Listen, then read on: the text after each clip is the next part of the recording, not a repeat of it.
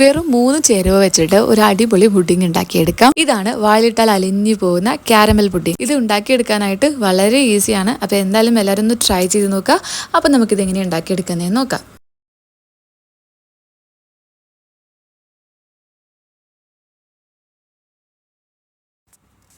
ആദ്യം തന്നെ ഇതിലേക്ക് വേണ്ടിയിട്ടുള്ള ചൈന ഗ്രാസ് ഒന്ന് സോക്ക് ചെയ്തെടുക്കാം. അതിനായിട്ട് ഇതുപോലെ ഒരു പാത്രത്തിലേക്ക് ചൈന ഗ്രാസ് വെച്ച് കൊടുക്കുക. അതിലേക്ക് ആവശ്യത്തിനുള്ള വെള്ളം കൂടി ചേർത്ത് കൊടുത്തിട്ട് ഇതൊരു 30 മിനിറ്റോളം നന്നായിട്ടൊന്ന് സോക്ക് ചെയ്തെടുക്കാം. ഇനി ഒരു പാനിലേക്ക് 2 കപ്പ് പാല് ചേർത്ത് കൊടുക്കുക. അതിലേക്ക് മധുരത്തിന് ആവശ്യമായിട്ടുള്ള കണ്ടൻസ്ഡ് മിൽക്ക് ചേർത്ത് കൊടുക്കുക.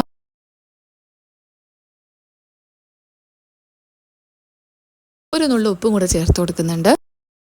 ഇനി ഇത് നന്നായിട്ടൊന്ന് മിക്സ് ചെയ്തെടുത്തിട്ട് ഇതൊന്ന് ചൂടാക്കിയെടുക്കാം. ഈ ഒരു ടൈമിൽ നമ്മൾ നേരത്തെ സോക്ക് ചെയ്യാനായിട്ട് വെച്ചിട്ടുള്ള ചൈന ഗ്രാസ് ഒന്ന് കുക്ക് ചെയ്തെടുക്കാം. ഇപ്പോൾ ഇത് പാലൊക്കെ ഒന്ന് ചൂടായിട്ട് വന്നിട്ടുണ്ട്. ഇതിലേക്ക് നമ്മൾ കുക്ക് ചെയ്തെടുത്തിട്ടുള്ള ചൈന ഗ്രാസ് ചേർത്ത് കൊടുത്ത് നന്നായിട്ടൊന്ന് മിക്സ് ചെയ്ത് വെക്കാം.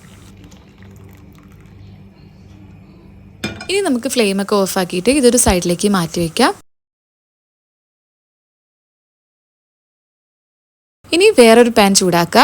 അതിലേക്ക് ഷുഗർ ചേർത്ത് കൊടുക്കാം. ഞാനിപ്പോൾ ഇവിടെ ഏകദേശം ഒരു 1/4 കപ്പോളം ഷുഗർ ചേർത്ത് കൊടുത്തിട്ടുണ്ട്. ഇത് നന്നായിട്ടൊന്ന് കാരമലൈസ് ചെയ്തെടുക്കാം. എപ്പോഴും ശ്രദ്ധിക്കുക, വളരെ ലോ ഫ്ലെയിമിൽ ഇട്ടിട്ട് വേണം നമ്മളിത് കാരമലൈസ് ചെയ്തെടുക്കാനായിട്ട്, അല്ലെങ്കിൽ പെട്ടെന്ന് കരിഞ്ഞു പോകാനായിട്ടുള്ള സാധ്യതയുണ്ട് കേട്ടോ. അങ്ങനെ വരുമ്പോൾ നമ്മുടെ പുഡിങ്ങിനും ഒരു കരിഞ്ഞ ടേസ്റ്റ് ഉണ്ടാവും. ഇപ്പോൾ ഇതാ നമ്മുടെ ഷുഗറൊക്കെ നന്നായിട്ട് കാരമലായിട്ട് വന്നിട്ടുണ്ട്. ഇനി നമുക്കിതിലേക്ക് നമ്മൾ നേരത്തെ റെഡിയാക്കി വെച്ചിട്ടുള്ള പാലുണ്ടല്ലോ, അത് ഇതിലേക്ക് ചേർത്ത് കൊടുക്കാം.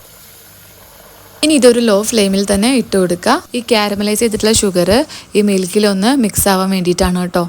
അപ്പോൾ ഇതപ്പോൾ ഷുഗറൊക്കെ നന്നായിട്ട് മിൽക്കിൽ നന്നായിട്ട് മിക്സായി കിട്ടിയിട്ടുണ്ട്. ഇനി നമ്മളിത് ഏത് സെർവിങ് പാത്രത്തിലാണോ സെറ്റാക്കി എടുക്കുന്നത് അതിലേക്ക് ഒഴിച്ചു കൊടുക്കാം.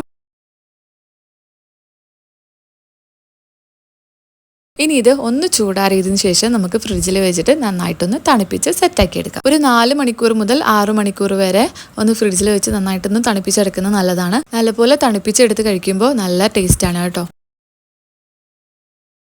ഇനി നമ്മുടെ പുഡിങ്ങിന് മുകളിലായിട്ട് ചേർത്ത് കൊടുക്കേണ്ട ബദാം ഒന്ന് ക്രഷ് ചെയ്തെടുക്കുന്നുണ്ട്. ഇതിന് പകരം പീനട്ടോ കാഷ്നട്ടൊക്കെ ചേർത്ത് കൊടുക്കാവുന്നതാണ് കേട്ടോ. അപ്പോൾ നമ്മുടെ പുഡിങ് ഇവിടെ സെറ്റായി കിട്ടിയിട്ടുണ്ട്. ഇനി നമ്മൾ ക്രഷ് ചെയ്ത് വെച്ചിട്ടുള്ള ബദാം ഇതിന് മുകളിലായിട്ട് ചേർത്ത് കൊടുക്കാം. ഇനി നമുക്കിത് ഇഷ്ടമുള്ള ഷേപ്പിൽ മുറിച്ചെടുക്കാവുന്നതാണ്. അപ്പോൾ എന്തായാലും എല്ലാവരും ഒന്ന് ട്രൈ ചെയ്ത് നോക്കുക. ഈദിനും സൽക്കാരങ്ങളിലും ഏതെങ്കിലുമൊക്കെ പാർട്ടികളിലൊക്കെ ഉണ്ടാക്കിയെടുക്കാൻ പറ്റുന്ന ഒരു ഈസി ആയിട്ടുള്ള പുഡിംഗ് ആണ്. അപ്പോൾ എന്തായാലും എല്ലാവരും ഒന്ന് ട്രൈ ചെയ്ത് നോക്കുക. ട്രൈ ചെയ്തിട്ട് നിങ്ങളുടെ ഫീഡ്ബാക്കൊക്കെ എന്തായാലും അറിയിക്കാം കേട്ടോ. അപ്പോൾ ഇൻഗ്രീഡിയൻസിൻ്റെ ഡീറ്റെയിൽസൊക്കെ ഞാൻ താഴെ കൊടുക്കുന്നുണ്ട്. കൂടാതെ നമ്മുടെ ചാനൽ ഇതുവരെയും സബ്സ്ക്രൈബ് ചെയ്തിട്ടില്ലെങ്കിൽ ഒന്ന് സബ്സ്ക്രൈബ് കൂടെ ചെയ്തേക്കാം കേട്ടോ.